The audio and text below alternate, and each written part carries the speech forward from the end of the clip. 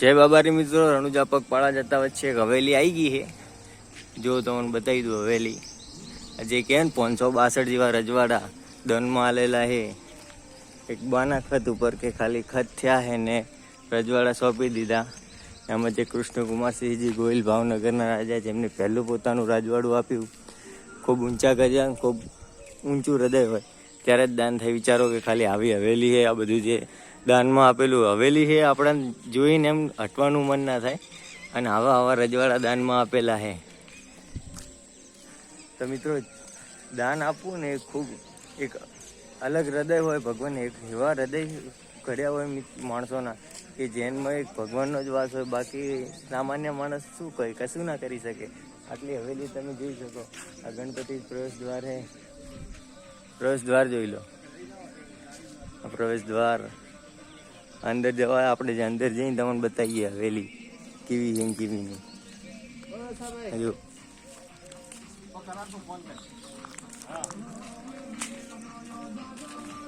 જોડાયેલો રહો, આપણે તમને હવેલી બતાવી દઈએ પૂરી. હજુ આ દ્વારપાળ ભલે પૂતળા ના રહ્યા પણ હે દ્વારપાળ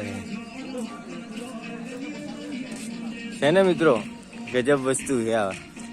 અને હવે તો અનેક રજવાડા દયાદનમાં હાલ દીધા. અને આ તો મંદિર છે એટલે પહેલા રજવાડા હવેલી જ હશે રાજા મહારાજાઓની. હવે દયાદનમાં હાલ દીધી. અને ઘણું બધું એવું તો હે મિત્રો જે કહેવાય ને કે એક અલગ જ લેવલે છે કે દયાદનમાં આપેલું છે. આપણા મંદિર એ કહેવાય માતાજીનું. હજુ મંદિરનો ગેટ છે અને સીસીટીવી કેમેરા લાગેલા છે. કદાચ અંદર રેકોર્ડિંગ કરવા દે ના કરવા દે એનો ખ્યાલ નહીં. જો કે કેપ્ચર કરવા દે તો તમને અંદરથી બતાવીશું. બાકી આ બધું અને આ તોપ આ મિત્રો મળી ગયા છે. જય બાબારી. પગપાળા જતા હજુ ધ્વજારોહણ આ બધા નામ લખેલા છે કે કેને શું આપેલું છે અહીંયા આગળ.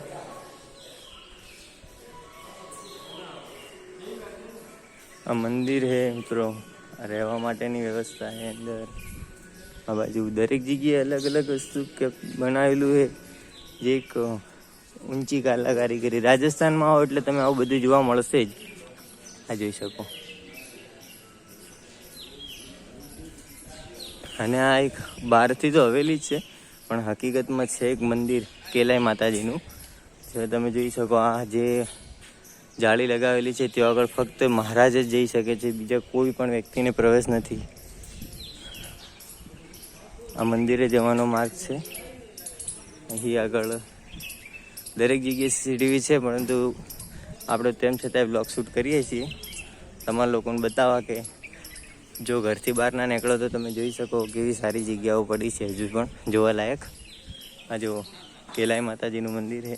વાતાવરણ બિલકુલ શાંત છે અહીં. અને અહીં નાહવા ધોવાની વ્યવસ્થા પણ સારા એવી કરેલી છે. જો તમે રાજસ્થાન જતા હોય સુંદાજીવાળા માર્ગે તો કેલાઈ માતાજીનું મંદિર આવે છે. ત્યાં રોકાઈ અને તે લઈ શકો છો. એ નાહવા ધોવાની વ્યવસ્થા છે. મંદિર પણ સારું છે. આ જો દરેક અને વિશાળ વિસ્તારમાં પડે છે. મંદિરના પાછળનો ભાગ છે. હું તમને અંદરના ભાગમાંથી મંદિર બતાવી શકું મિત્રો. તમને અંદરના ભાગમાંથી મંદિર બતાવી દઉં મિત્રો. જોડાયેલા રહ્યો. મંદિર એક નંબર છે. બહારથી તમે જોઈ શકો જાણે રાજાની હવેલી. અંદરથી મંદિર એટલે આ હશે તો હવેલી જ પણ શું એક સમય જે રજવાડાઓ આપ્યા એ સમયમાં આ પણ સાથે વિલીન થઈ ગયું છે. હવે અંદર જો રેકોર્ડિંગ કરવા દેતા હોય તો તમને મંદિર બતાવીશું. બાકી ખમ્મા ગણી જોઈ શકો. અંદર ઉપરનો ઘેરાવો મંદિર છે. અને રાજસ્થાનમાં આવો એટલે દરેક જગ્યાએ તમને પહેલાં સિંહની પ્રતિમા તો જોવા મળશે જ. કેમ કે દાનેશ્વરી લોકો હોય. સિંહના એ સારી મહારાજ આ કહેવાય માતાજીનું ધામ છે. જેવો માતાજીની મૂર્તિ તમે જોઈ શકો. મહારાજ છે.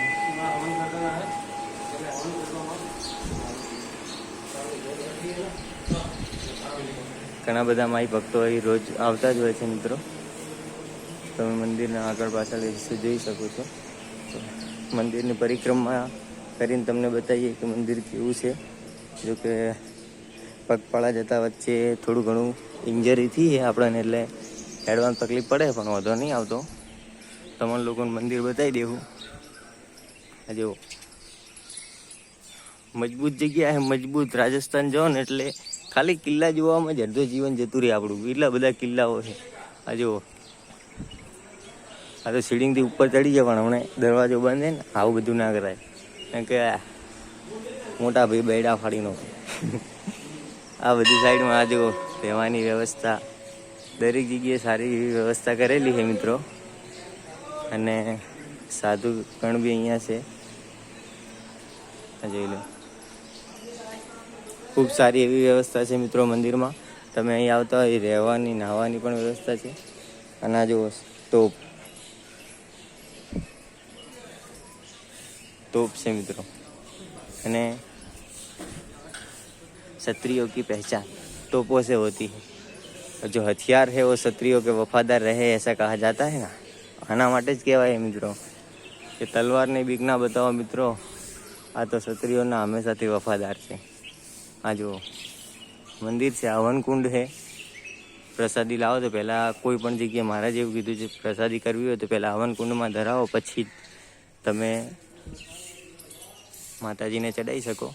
તો આ મંદિર છે મિત્રો.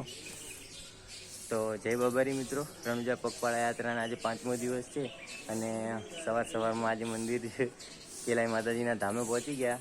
તો તમને બહારથી પૂરું મંદિર બતાવ્યું, અને જે રજવાડાઓ હતા એ કેટલી હદે વિશાળ હશે, કેટલું સારું હશે.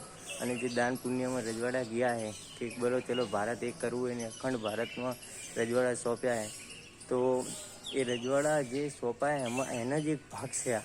તો તમે જોઈ શકો છો આ મંદિર આટલું વિશાળ તો રજવાડા શું હશે. તો તમને ગમે ત્યારે એમ લાગે કે એક ભારત કેમ હોવું જોઈએ, તો એના એક ઉદાહરણ તમે આ પણ લઈ શકો છો. અને ઘણા બધા આવા ઉદાહરણો છે કે એ અખંડ ભારત શા માટે જરૂરી, તો એ રાજાઓએ વિચારેલું હોય, આપણે એમના પગલે ચાલી અને આ બધું કરી શકીએ. તો તમે આ મંદિર બતાવ્યું, કેવું લાગ્યું રિસ્પોન્સ આપતા રહેજો. જય બાબારી.